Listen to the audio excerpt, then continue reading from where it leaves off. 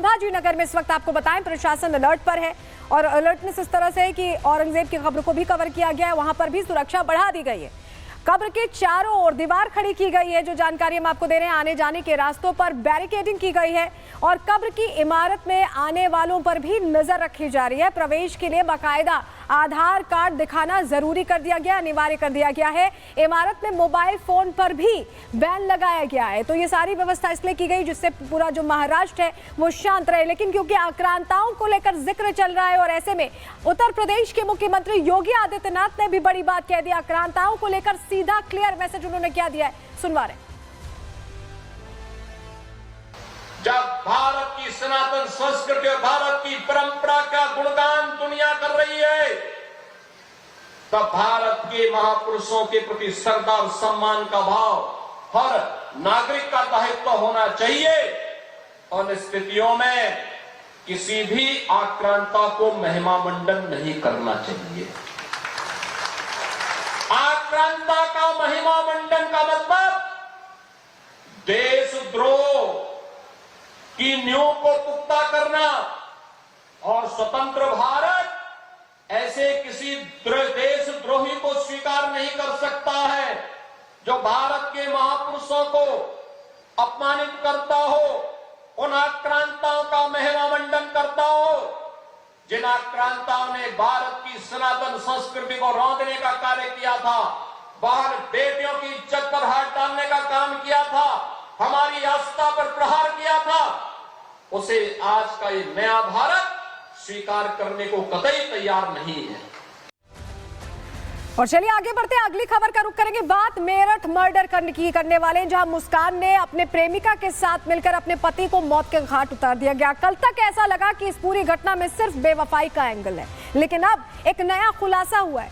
Police ने जब जांच को आगे बढ़ाया तो साहिल के घर से बहुत सारी ऐसी चीजें मिली जिससे ये सामने आया कि काला जादू, जादू टोना, अंधविश्वास, नशा सब कुछ घुला मिला था इस पूरी घटना के साथ। इसे नशे का असर कहें या अंधविश्वास कहें, ये आप खुद तय करिएगा। पूरी खबर पहले आपको बताते हैं। चलिए सबसे पहले ये समझिए कि अभी तक सिर्फ ये बात हो रही थी कि इस घटना में बेवफाई का एंगल है, लेकिन अब दो और एंगल्स हैं जिस पर जांच को आगे बढ़ाया जा रहा है, क्योंकि जैसे जैसे जांच आगे बढ़ी ये पूरा मामला उसकी परतें खुलने लगी। हुआ क्या है, चलिए जानकारी जल्दी से आपके सामने रखते हैं। ये पूरा जो लव ट्रायंगल था, इसमें 3 एंगल सब समझ में आ रहे। बेवफाई का एंगल सबसे पहले समझ में आया था, लेकिन अब इसमें नशे का भी एंगल है कि क्या नशे में होकर साहिल ने और मुस्कान ने मौत के घाट उतारा है सौरभ को। वहीं अंधविश्वास का भी एक एंगल सामने आया, क्योंकि ऐसे बहुत सारे साक्षी सामने आए हैं साहिल के घर से, उसके कमरे से, जो बताते हैं कि तंत्र मंत्र पर भरोसा करते थे। चलिए सबसे पहले जरा आपको तस्वीर दिखा देते हैं। साहिल के कमरे की तस्वीर जब पुलिस ने देखी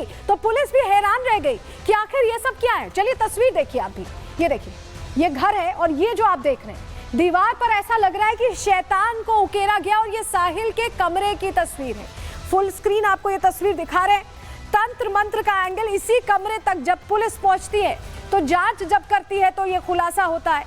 और ये कहीं ना कहीं चिंता की वजह है कि क्या इस वजह से घटना को अंजाम दिया गया, क्या नशे में घटना को अंजाम दिया गया, या तंत्र मंत्र का भी एंगल है, क्योंकि शैतान की तस्वीर आप यहां पर देख पा रहे हैं।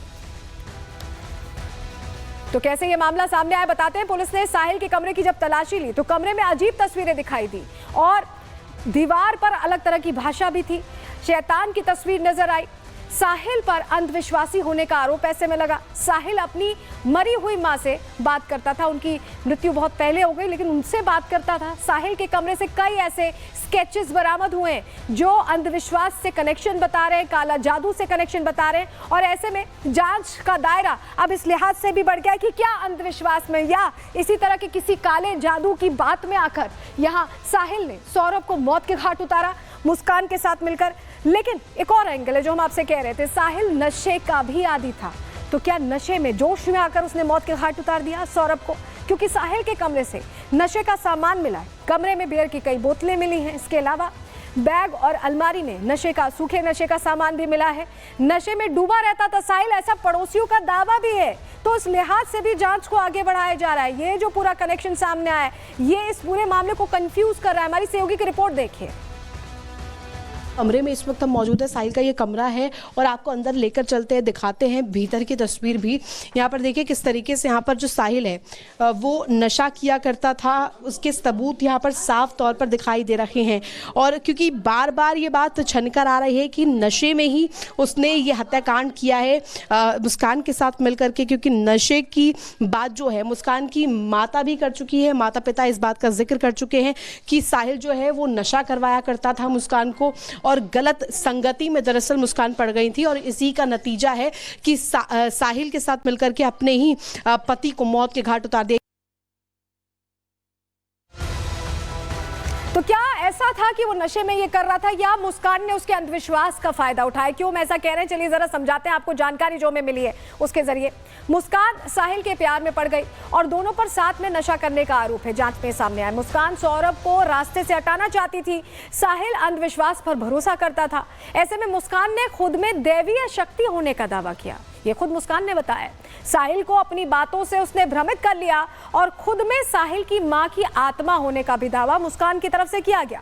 साहिल की मां बनकर उससे बात करती थी और साहिल को सौरभ का वध करने को कहा, हत्या नहीं वध करने को कहा। हत्या को वध का नाम देकर उसने साहिल को फंसा लिया और साहिल उसकी बातों में आ गया। और इस बीच इस पूरे मामले में जांच चल रही है, लेकिन एक और बड़ी खबर आ रही है जो बताना जरूरी है आपको। मामले में नया सीसीटीवी सामने आया है।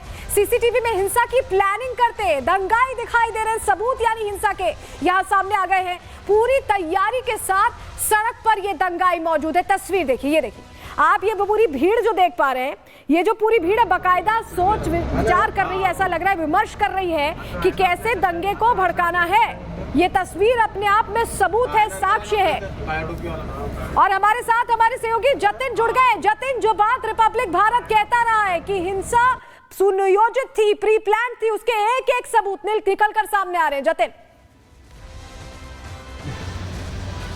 बिल्कुल देखिए, और ये सीसीटीवी उस और इशारा भी कर रहे हैं। अभी तक तमाम सीसीटीवी और जो फुटेज थे वो हिंसा के दौरान के और हिंसा के बाद के देखने को मिले, लेकिन ये सीसीटीवी आपको दिखा रहा है शिवाजी चौक, आप इसमें साफ तौर पर देखेंगे और लोग वहां पर इकट्ठे हो रहे हैं, बातचीत कर रहे हैं। बाइक से लोग आ रहे हैं, बाइक पार्क कर रहे हैं और ठीक बीचों बीच सड़क के खड़े हो जाते हैं। आप देखेंगे तमाम लोग जो है वो आपस में बातचीत करते हुए आपको नजर आ रहे हैं। तो जो लोग ये बोल रहे थे कि हीट ऑफ द मूवमेंट में ये सब कुछ हुआ, ऐसा बिल्कुल नहीं है। और ये सीसीटीवी जब आप देख रहे हैं तो इसमें टाइमिंग साफ तौर पर है, वो 4 बजे की है, 4 से 4:30 के बीच में। और आप देखेंगे पास में जो मस्जिद है वहां पर कुछ लोग जाते हुए भी आपको नजर आ रहे हैं और नमाज खत्म होने के बाद उस मस्जिद से निकलकर उसी चौराहे पर खड़े होकर बात करते हैं। सच्चाई है और तस्वीरें क्योंकि झूठ नहीं बोलती, ऐसे में नागपुर हिंसा का सच निकल कर सामने आ रहा है। बहुत शुक्रिया जुड़ने के लिए और जानकारियां देने के लिए।